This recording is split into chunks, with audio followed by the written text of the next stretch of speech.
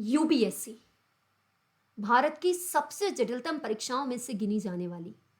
लेकिन जब भी अभ्यर्थी यूपीएससी की तैयारी करते हैं तो उनका अधिकांशतः ध्यान प्रीलिम्स की तैयारी पर होता है। सही भी है, प्रीलिम्स एक बेहद ही जटिल प्रक्रिया है। लेकिन दोस्तों, अगर आप प्रारंभिक परीक्षा की पूरी तैयारी करें, उसमें पास भी हो जाएं, पर अगर मेंस क्लियर ना हो, तो आप बताइए कि प्रीलिम्स को क्लियर करने का नतीजा क्या निकला? शून्य, या फिर रिश्तेदारों को दिखाने के लिए क्लियर किया था? दोस्तों, इसीलिए आपसे कहा जाता है कि आपको हमेशा यूपीएससी के एक इंटीग्रेटेड तैयारी करनी है, जहां पे आप prelims plus mains plus interview तीनों की तैयारी साथ में करें, जिससे फाइनली आप ऑल इंडिया रैंक हासिल कर सकें और अपने लक्ष्य तक पहुंच सकें।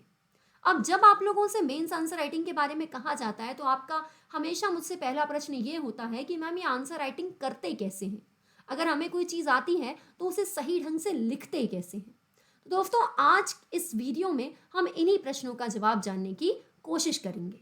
आप मुझे अनअकैडमी पे फॉलो कर लीजिए और अनअकैडमी प्लस पे जुड़ने के लिए मेरा रेफरल कोड अपूर्वा23 यूज भी कीजिए।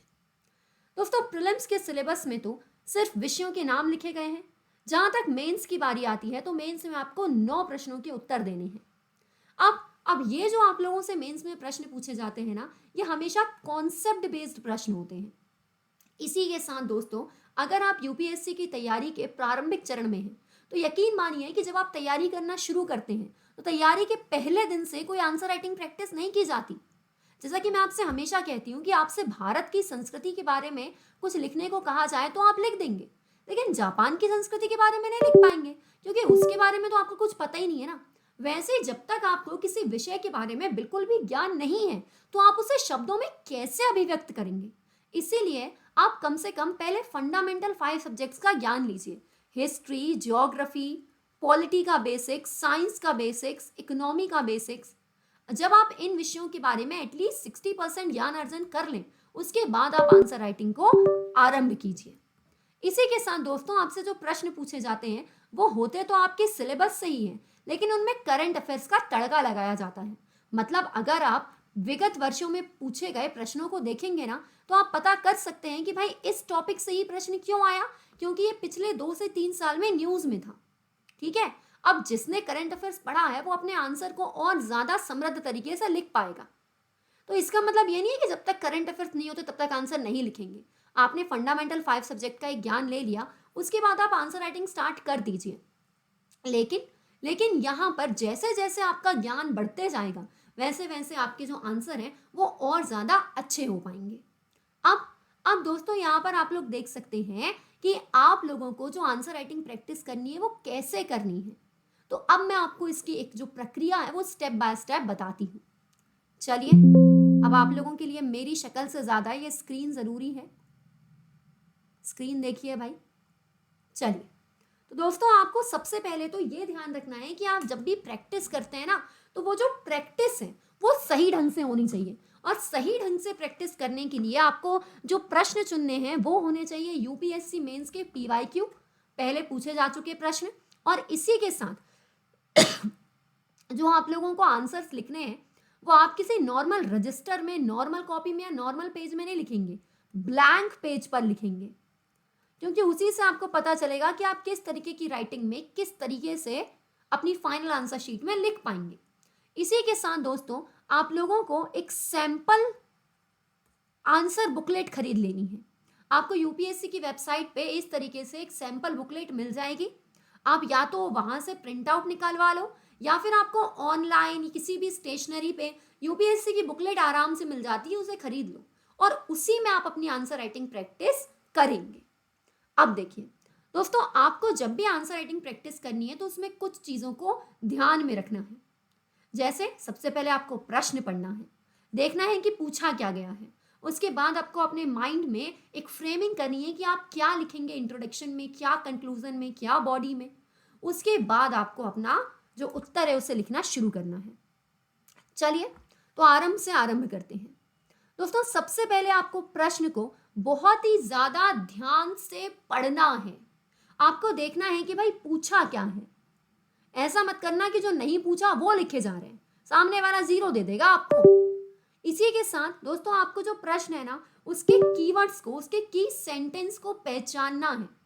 अधिकांशतः यूपीएससी के जो प्रश्न है ना, वो दो भागों में बटे होते हैं।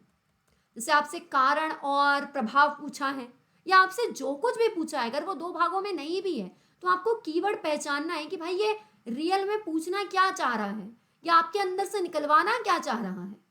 उसके बाद जो निर्णायक शब्द होते हैं, जिन्हें हम क्वेश्चन टैग कहते हैं, जैसे इन पे आपको बहुत ध्यान देना है। इवेल्युएट करें, कमेंट करें, डिस्कस करें, एनालाइज करें, क्रिटिकली एनालाइज करें। तो आपको यह देखना है कि आपका जो उत्तर है वो किस तरीके से लिखना है, वो इन शब्दों पर आधारित होता है। जैसे एक एक करके इनकी बात करते हैं। मूल्यांकन करें।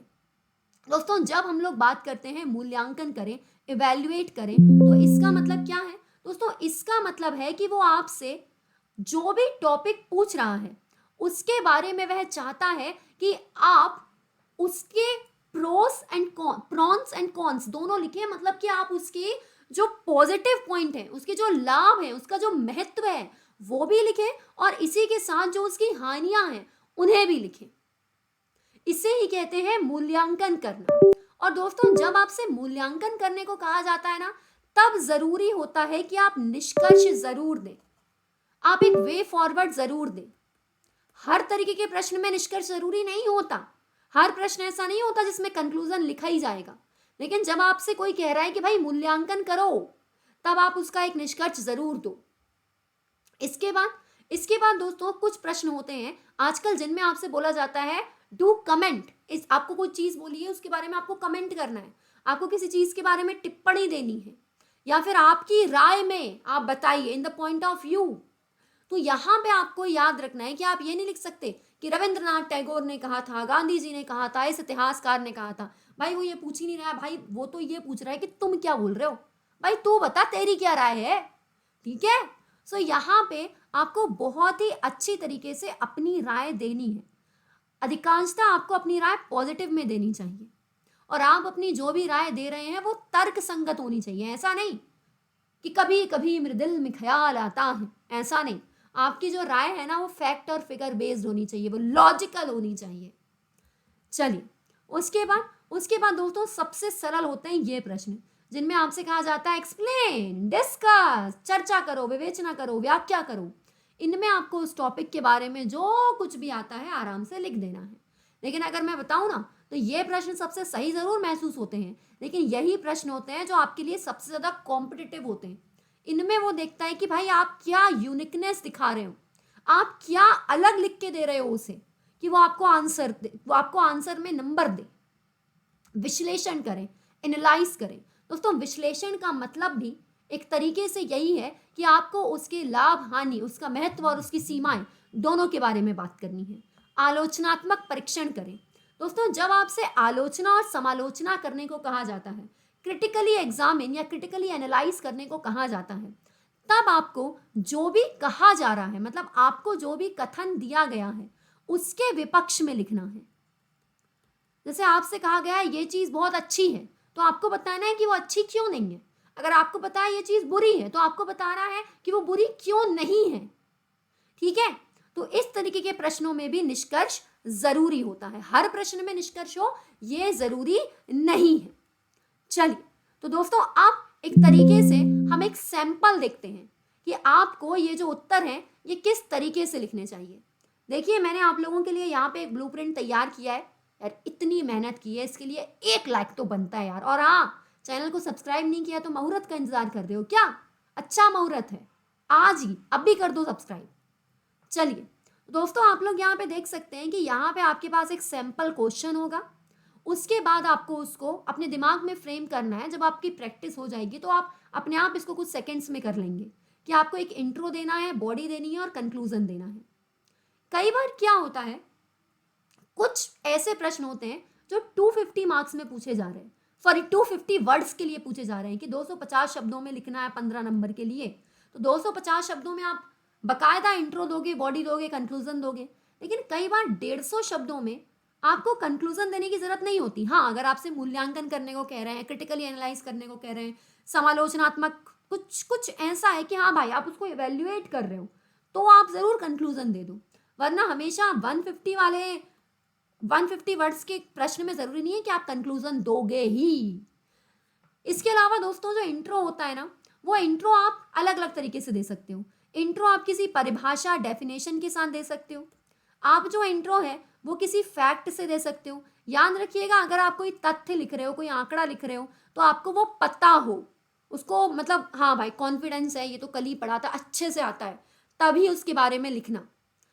हो सकता है आप उसका अर्थ लिखें, लेकिन याद रखिए आप हर चीज का अर्थ ना लिख दें। पता लगे उसने कुछ बाढ़ के बारे में पूछा और आप बाढ़ का अर्थ लिख रहे हैं, जरूरत नहीं है। बाढ़ का अर्थ वैसे ही सबको पता होता है, मत लिखो बाढ़ का अर्थ। मान लो उसने बादल फटने के बारे में पूछा है, अब यार मैं ज्योग्राफी एजुकेटर हूं तो मैं यही वाला एग्जाम्पल दूंगी, है ना। मान लो वो बादल फटने के बारे में पूछ रहा है, तब हाँ आप बादल फटने के बारे में उसका अर्थ पहले बता सकते हो कि इसका मतलब क्या होता है। अब छोटी छोटी चीजों का मतलब मत बताने लगना। तो आप किसी भी तरीके से एक इंट्रो दे सकते हैं। याद रखिए इंट्रो सिर्फ 2 से 4 लाइन में होना चाहिए। उसके बाद आएंगे दोस्तों आप अपने मेन कंटेंट पे। और जब आपके मेन कंटेंट की बारी आएगी ना दोस्तों, तो अच्छा होता है कि आप उसे सब हेडिंग में दें। आप यहाँ पर 2 उप शीर्षक बना लें और उसके बाद ये दें। आपको कोई ब्लैक पेन का यूज नहीं करना है। आपने ब्लू पेन से लिखा, उसको अंडरलाइन कर दिया या फिर बॉक्स में बना दिया, ठीक है। उसके बाद आपने अपनी सब हेडिंग को दर्शाया। हो सकता है कि आप कोई ऐसा प्रश्न लिख रहे हैं जिसमें यहाँ आपने कुछ कारण लिखे, यहाँ प्रभाव लिखे, तो आपके इन सब हेडिंग के अंदर भी पॉइंट है, पॉइंट नंबर 1 2 3 4। हो सकता है पॉइंट ना हो, पैराग्राफ हो, it's depend on your question.